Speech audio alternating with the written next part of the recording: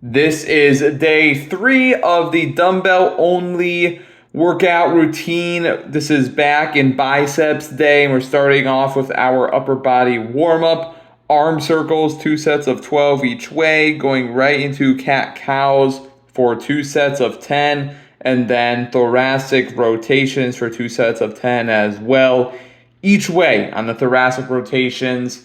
And then we're going to go into our first exercise of the day, which is going to be dumbbell pullovers. Now, there's a few ways you can do this. I'm going to show you here in a second. And one way is, if you have a bench like this, is you could lay long ways across the bench, reach nice and deep down into that stretch, okay? So your arms can be slightly bent, but you want to have them locked into position.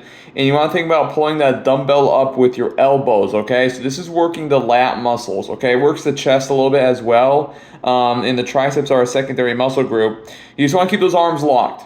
If you start bending those arms, it's going to be 100% triceps. So you want to make sure you're doing it correctly. You can also lay on a bench like so, just like a bench at a gym.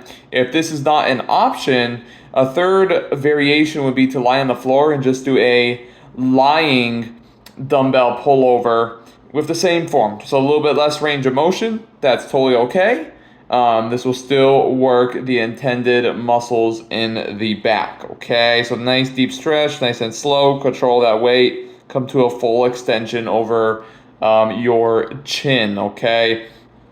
The second exercise we're going to be doing is the bent over supinated grip dumbbell row. So using 2 dumbbells, you're going to lean forward, pick your chest up. That creates an arch in your back and thus keeps your back flat and safe from any injury. And think about pulling with those dumbbells nice and high, pulling with the elbows straight up. Our third and fourth exercise is going to be a superset of dumbbell rear delt flies, overhand grip, okay? Right into wide grip dumbbell rows, okay? With the wide grip rows, you want to pull wide, like I said, up high around chest height, and think about flaring your elbows. This is going to work the upper back, okay?